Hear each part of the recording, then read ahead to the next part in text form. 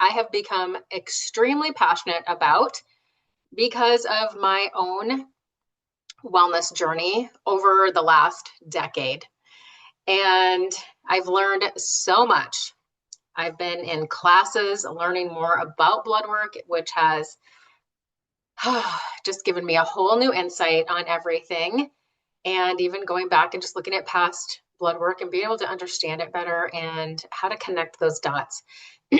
So today I want to pass on to you because it is so important for you to be empowered when you go into appointments or when you're just simply looking at your blood work, okay? Have you ever gone to the doctor because you knew something, felt off? You're exhausted, you're not sleeping, you're not, you're gaining weight, brain fog, maybe your body just doesn't feel like your body anymore. And then you're told everything looks normal. I have been told that so many times. But meanwhile, you're sitting there thinking, then why do I feel like this? And honestly, that's part of what sent me down this road of learning more about hormones, inflammation, and blood sugar, ferritin, yes, ferritin, thyroid health, cortisol, and how connected all of this really is. So this is not about diagnosing ourselves on Google. It's not about fear. It's about becoming educated women who understand our bodies better and understand what some of these tests actually mean. So, testing during menopause and perimenopause, postmenopause, I want you to understand that hormones impact way more than periods. They affect our sleep, our energy, our sleep, like I said, our sleep response, our mood, energy, blood sugar, metabolism, inflammation, brain function, bone health, all of it. And during perimenopause and menopause, things obviously start shifting differently for each phases. But that doesn't mean your body's broken. But it does mean your body may need different support than it did 10 years ago. Testing can help give us clues, but testing is only helpful if we understand what the test measures, its limitations, and the difference between normal and optimal. Feel free to screenshot any of these as I'm sharing. So let's start with blood work, because this usually is where most women begin, right? So blood work to look at would be your estrogen, your progesterone, your thyroid, which is your FSH plus LH. A full thyroid panel, though, everybody hear me, please, is getting the T3 and the T4 tested. Okay, so the FSH does not give a whole picture of the thyroid, and this is where so many clinicians go wrong and they won't dive deeper. You really got to advocate for yourself to go deeper. We want to look at glucose, insulin, cholesterol, and other important markers. And honestly, blood work is very valuable. There's more coming. Hang tight. It's especially good for things like thyroid function, blood sugar, cholesterol, and catching certain medical conditions. But here's the important part. Hormones fluctuate a lot during perimenopause. So one hormone test on a random Tuesday morning does not always tell a whole story.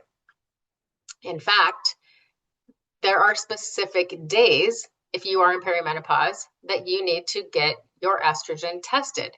That is going to be when you start your cycle. You're going to want to test between day 3 and day 7 of when your cycle, when you start your period, okay? So most doctors don't do that. I've never had that done. No one ever told me that. So that is something really, really important to know, something I've learned here in the last couple of years. And so that is something you'd want to advocate for yourself. So this is why some women can have symptoms, but still be told your labs are normal, because hormones can swing wildly during that season. Another thing women don't realize is the timing matters. Estrogen, progesterone, all of those things. So like I said, that timing of day 3 to 7, talk to your clinician about the timing of it, and things like that, because otherwise it's going to be just random. This is where symptoms, lifestyle, stress, sleep, and the full picture just really, really matter. Now let's talk about saliva testing. Have any of you ever had saliva testing done before? It's interesting, right? So saliva testing, this type of testing is often used more for cortisol, and that's your stress hormone, your stress patterns. Honestly, I think stress and nervous system health are huge conversations for women right now. I talk about it all the time on my Instagram page. My Instagram page is Breaking the Chains. If you want to follow me there, I talk a lot about all of this stuff. But saliva testing can show your cortisol rhythm throughout the day. So for example, maybe you're exhausted in the morning, wired at night, waking at 3 a.m., crashing in the afternoon, or running on adrenaline all day long. Does that sound familiar for anybody? A lot of women think they're lazy or unmotivated when really their nervous system has been under stress for years. And cortisol affects so much. It affects your sleep. It affects your blood sugars, your weight, energy, mood. It affects inflammation in your body. And it even affects your cravings. This is why I talk so much about supporting the body as a whole and not chasing just symptoms. Let's go next to the urine testing, or what might be called a Dutch test. You might hear that term. This type of testing gets a little more advanced. What's interesting about urine testing is it can look at more how hormones are being processed and metabolized in the body. Not just hormone levels, but what's happening with those hormones after the body uses them. This can give insight into estrogen metabolism, stress patterns, detoxification pathways, and cortisol patterns. And this is where gut health and liver support and inflammation support and lifestyle really, really matter. This is where your supplements can come in and be able to support you. So because we don't just care about how much hormone is present, we care about whether the body is processing things well. That is so, so key.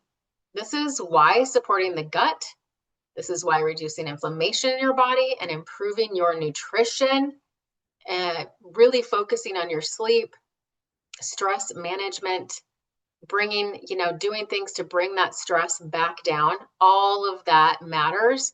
And that's some lifestyle stuff. That's some supplement help, right? Let's talk about normal versus optimal. I always love this because so many doctors will say it's all in normal ranges, but we don't want just normal ranges.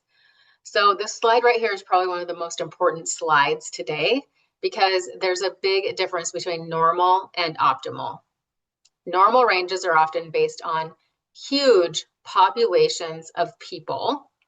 And just because you technically fall somewhere inside that range does not always mean that you feel good. Have you ever experienced that? So you can still struggle with things like fatigue and brain fog, weight gain, hair loss, constipation, anxiety, poor sleep, and still be told everything looks fine. Obviously, we never want to self-diagnose. But I think women deserve to understand that symptoms really matter too. We should not ignore our body constantly trying to wave red flags. I've done that before. I've ignored things. We need to listen to our bodies. We need to listen for those little whispers before they get louder, right? So now let's talk about some labs that can be really helpful conversations to have with your doctor during perimenopause and postmenopause. I put this together for you guys. All right, let's talk about blood sugar, insulin, and heart health. So one of the biggest shifts that can happen during menopause is changes in blood sugar and insulin sensitivity. This is why many women suddenly notice stubborn belly fat, energy crashes, more cravings for things they didn't crave before, difficulty in losing weight. I see it all the time. I've experienced it myself also in the past, feeling shaky or hungry all the time. So hormones impact how our body handles sugar and stores fat. And insulin resistance can start years before diabetes shows up. This is why tests like fasting glucose, A1C, fasting insulin, and HOMAIR can be really important. So this section also talks about cholesterol and cardiovascular health, because estrogen, how many of you knew this? Estrogen also affects cholesterol movement in the body. We need our estrogen to help support our heart health. And honestly, heart disease risks rises significantly after menopause. So this is something women need to understand, and you need to have these conversations. My actual cardiologist did not know this. I asked him, I had to find a new cardiologist because the one I loved retired. Such a bummer, because it's hard to find, right? But when I asked him these questions, he didn't know the connection. And that is so, so important. So bone health, thyroid, and ferritin. Oh boy. Bone health becomes really important in midlife too. This is really post-menopause where we really focus on our bone health.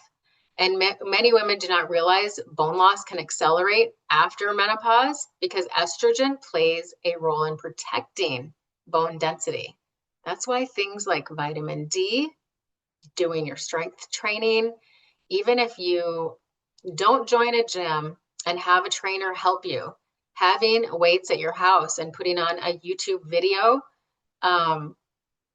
is going to help you, right? So strength training, prioritizing protein is so important, and you want to have whatever your goal weight is, that's how many grams of protein you want to aim for a day. But I would say just start out, aim for 30 grams of protein per meal, okay? And all, of course, DEXA scans. They really, really matter. Then there's thyroid health.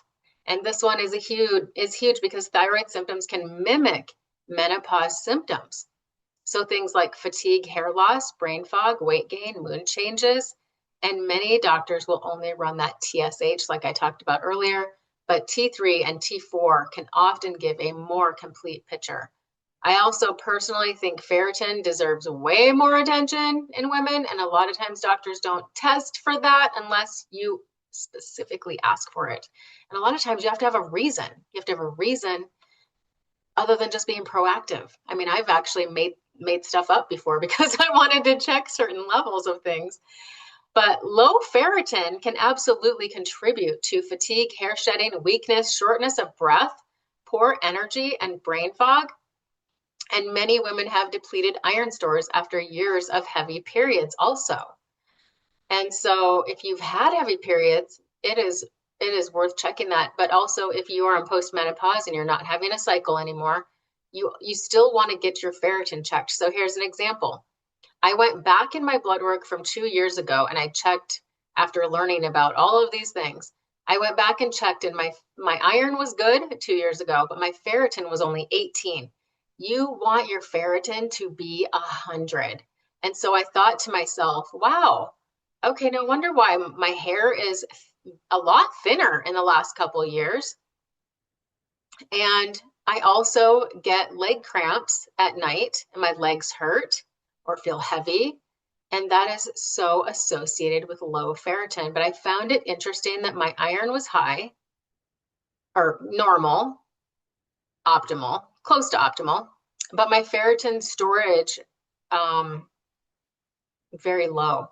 So I'm now working on getting that up. So sometimes that can have to do with stomach acid, not having enough stomach acid in your gut before you eat. So I'm trying some things with that to help. You can do like apple cider vinegar and things like that before you eat. That kind of helps bring up that stomach acid, which helps the absorption of your food so that your iron and everything feels safe to be able to store it, which is your ferritin, your storage tank. You really want that optimal. You want it to be at 100. So I got mine retested. It's from 18 2 years ago. Now it's 26. I'm hoping in the next 3 months I can get that baby up to 50. So hopefully. If any of these things surprise you, please give me feedback. If this has been helpful, please give me feedback. I want to know if these types of things are things that you love. All right, so let's talk about hormones and inflammation. This section talks more specifically about hormones and inflammation, okay? Hormones affect mood, muscle mass, bone density, sleep, libido, motivation, and energy. And inflammation is another huge piece. Stress, poor sleep, processed foods, gut imbalances, blood sugar instability. All of these can increase inflammation in the body. Low ferritin can as well. And that is why I'm always talking about gut health, blood sugar balance, having our nutrition, eating the right things that help support our body, our hormones, especially perimenopause, postmenopause. Stress support is very important. Having a good sleep routine, nervous system regulation, maybe deep breathing, taking a walk when you know you're feeling stressed, lifestyle habits, so many things, right? All of them play a role together, because everything is connected. Everything is connected. We can't just look at one symptom in isolation. So if there's one thing I hope you take away from this is that you're not crazy. Your symptoms matter and your body is not betraying you. It just might be whispering to you. It's communicating to you. And sometimes we simply need better support, better understanding, and a more complete picture. I think one of the most powerful things women can do is stop brushing off symptoms and start becoming educated about our bodies. Not fearful, not obsessive, just informed. Because when you understand what your body's telling you, trying to tell you, you can start supporting it instead of fighting it. And honestly, that's a big part of why I created my nutrition clarity sessions. They're so good. And they are to help women connect the dots between their symptoms, their nutrition, their lifestyle, their stresses, their labs, and what may actually be contributing to how they feel. So if this resonated with you, and you want support in fighting or in figuring out your own picture, just message me the word clarity and we can chat more and get that session set up for you. So thank you guys so much for being here. I appreciate you so much. And again, if you love these kinds of workshops, please let me know and I will have more every single month.